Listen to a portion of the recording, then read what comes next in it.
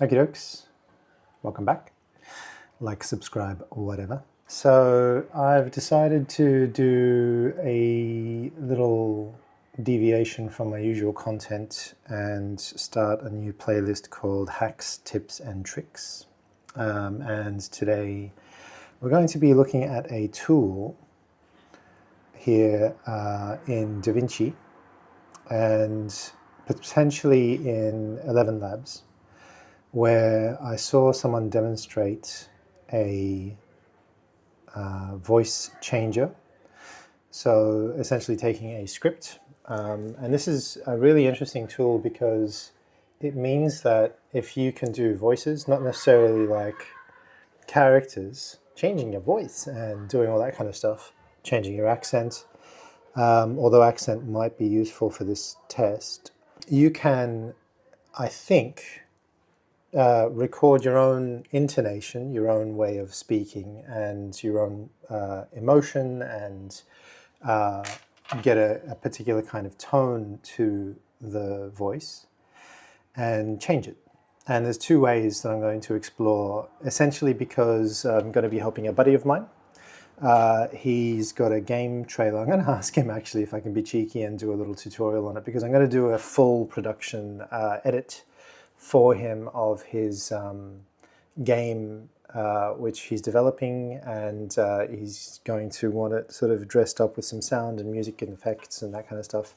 So I'm going to have a little play with that and just see, mostly for my own sort of edification, how these tools, how generative AI can help with that process, because he needs it as a proper demonstration of a game.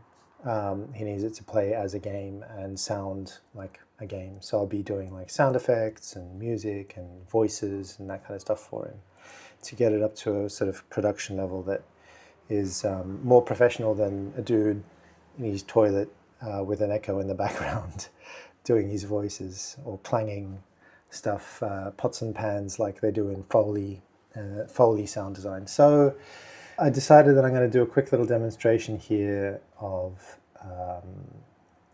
that process in both DaVinci and ElevenLabs. And I might as well just use this test project that I was using ages ago. I'm going to mute. Now, I've never done this before, so I'm going to fumble around the commands and figure out how this all works. But I think if I hit the record, there's a little microphone button somewhere that I saw. I think this is it. Voiceover. Okay, so audio 2, it's picking up my levels. Is it picking up my mic? I'm going to tap, tap, tap. Nope. So I see. So I need it to be picking up my wireless mic. Test, test, test. And I do tap, tap, tap. Yep, okay, sorry about that. Record track auto.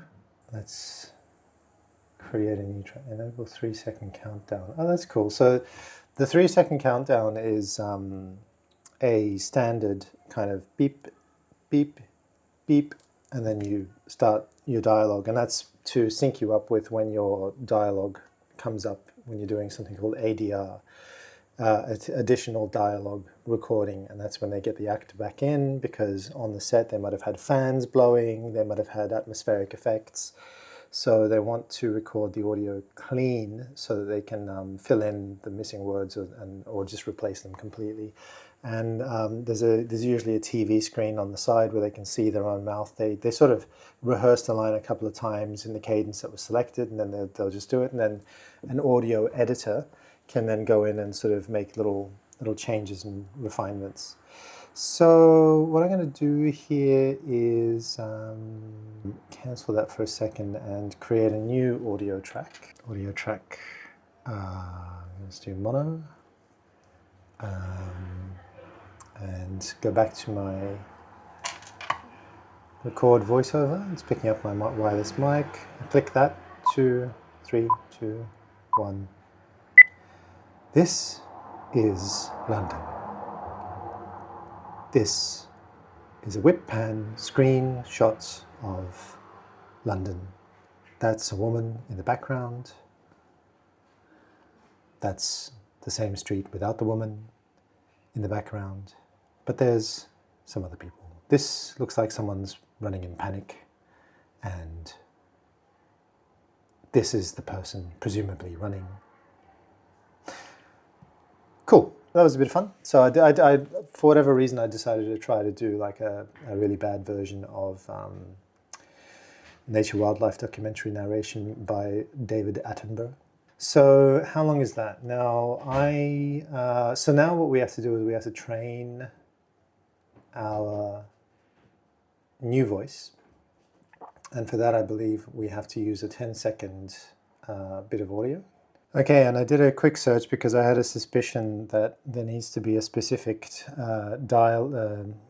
script of words to use to get a more accurate voice trained. And it says here, to get the most accurate clone, your script needs to cover a wide range of vowel sounds, so E, R, O, consonant blends like STRPL, stir-pull. So this is about a 10 to 12 second script, and it reads, "The beige hue on the waters of the loch impressed all, including the Queen.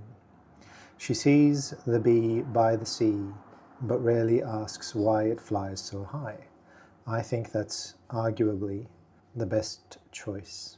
Okay, so something like that. Let's pop that into ElevenLabs. I'm going to pop it in here without any particular direction, and just have it read in the old war voice. This V3 enhancement adds audio tags to help guide your delivery. Oh, okay, so that's fun. It means that you don't have to sort of figure out the cadence of the speech and direct it too much. But I think this is going to be an interesting way for me to go moving forward, because so long as I'm not doing it in a foreign language or a strange accent that I don't know, then it should be a good way for me to be able to at least do quick reads of dialogue without having to spend too much time refining the script using all these square bracket drawn out blah blah blah. So I've got pauses, resolute. I mean, that worked to fairly good effect, pauses. You can do the pauses in post, just putting spaces in your audio. So if I go generate speech. The beige hue on the waters of the loch impressed all, including the Queen. She sees the bee by the sea, but rarely asks why it flies so high. I think that is arguably the best choice. So the second one had a little bit more inflection on certain words. The first one was a very neutral read. So I'm going to go with the first one. I just want it to be a neutral read because I think the inflections should come from me. So let's try that. So I'm going to download generation 1. We're going to go into live action test, make a new folder called Scratch. And I'm going to call this Old War Training, Old War Voice. Can I make a new bin called Voices? Drag them into my media pool and use AI tools voice training. AI voice training requires downloading a package, okay? You must have the legal rights to the voice. So just make sure that it's someone's voice that you have the rights to and not a famous personality like Tom Cruise or someone else.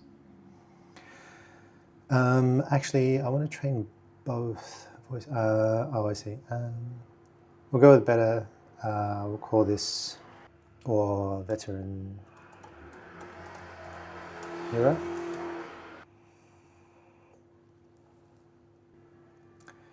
Okay, so that's launched a process in the background apparently. Yeah, I don't know where to look for it to see how it's progressing. But in the meantime, I'm going to AI Tools, DaVinci Voice Training, another one. An AI voice session is already in progress. Please wait for the training session to finish before starting another one, okay? Okay, so I just found it and, okay, 11%, 10 minutes remaining on that voice training. In the meantime, while we wait for that, I am going to export my voice record. Now I don't know where it's actually saved it to, so I'm going to reveal in Finder. Oh, there we go. So it lives there, timeline 1. So I'm going to keep that open. Pop it into ElevenLabs. I'm going to go to Home, and from the home page, there's something here called Voice Changer, which I believe is the tool to use. That one there. upload the voice of me talking. We'll go to settings. Okay, so I'll use the older war. 11 English version 2. Cool. Stability, we'll keep it fairly stable. We'll keep it at 50%. Similarity will be high. Style exaggeration. I don't know if there's going to be any background noise, but I'll just keep it off for now. And audio format I'll just leave as standard. If you want like best production value, all that kind of stuff, it'll be a WAV file, 48 kilohertz. So let's see. So those are the settings. Guess I'm going to say goodbye to about 7,000 credits on ElevenLabs. Gone. This is London. This is a whip pan screen shot of London. That's a woman in the background. That's the same street without the woman. Okay, it sounds pretty funny. It's my voice. Let's download that. Let's pop it in over the top of what I had over there. Scratch. We'll just leave that name as is. Go back to my media. Go to call this new bin. Call it voice replacement. Grab this guy. Edit. And we'll mute this track now, make a new audio track. In fact, let me just do that. Make a new track, mono track, turn you off. Cancel. This is London. I'll make this louder so I can hear them both speaking at the same time. This is London. This is a whip pan screen. So you can kind of hear me talking in tandem there. Let's mute this. Shots of London. That's a woman in the background. That's the same street without the woman Okay. in the background. But there's celebrity. This looks like someone. Hold on. So it sounds like it fouled up something here. But there's celebrity. This looks like someone's running in panic. And this is the person, presumably running. Right. So it sounds like there's a couple of little dodgy inconsistencies there. Something a little bit funny happening with the way that it's interpreting some of the. This is London. This is a whip pan screen shot of London. That's a woman in the background. That's the same street without the woman in the background. But there's celebrity. This looks like someone's running in. Yeah, but there's a few other people was a little bit fumbled, and I don't know if that's because I just wasn't speaking very clearly. Maybe I need to be closer to the microphone but I can pick that up. Celebrity. This looks like someone's running in panic. And then that sounds like he's saying running in panic. So if I listen to my original, running in panic. Yeah, that's probably more to do with the fact that I'm not speaking very loudly. I'm speaking quite quietly. So perhaps the model's struggling with voice levels. This is the person, presumably running. Weird. It said, okay, hearing my own accent played back is doing my head in a little bit, especially down the end here where I sound fully British. This is the person, presumably running. This is the person. All right, cool. So that's the DaVinci, that's the ElevenLabs version of how to redub your voice. And I think it's quite funny. I think it's got a lot of potential. It worked quite well. It cost a shit ton of credits. So now I think the DaVinci AI voice trainer has finished. So we're going to mute you. We're going to go to you. And we should now be able to voice convert using a new track. Voice convert Audio 4. We're going to use Veteran Hero. I'm not going to change the pitch. I'm just going to see what it does. Tight matching the source. And what does that information box say? It says tightly follows the pitch, intonation, volume, and variation of the source render. Okay, and let's see how this one compares now. This is London. This is a whip pan screenshot of London. Okay, there's an interesting artifact in the audio here that's happening. It's kind of trembling, I think. It's got a bit of distortion. That's a woman in the background. That's the same street without the woman in the background. But there's some other people. This looks like someone's running. And it seems to have had the same problem with the audio that was a bit quiet and maybe illegible.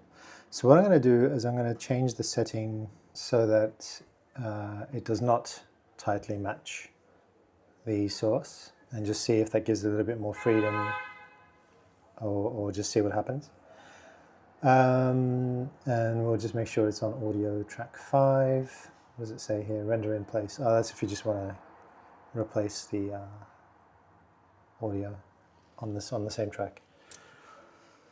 Okay, let's see how this one sounds now. This is London. This is a whip pan screenshot of London. That's a woman in the background. So it still has that kind of distortion and warbling kind of audio. So I think ElevenLabs did a better job.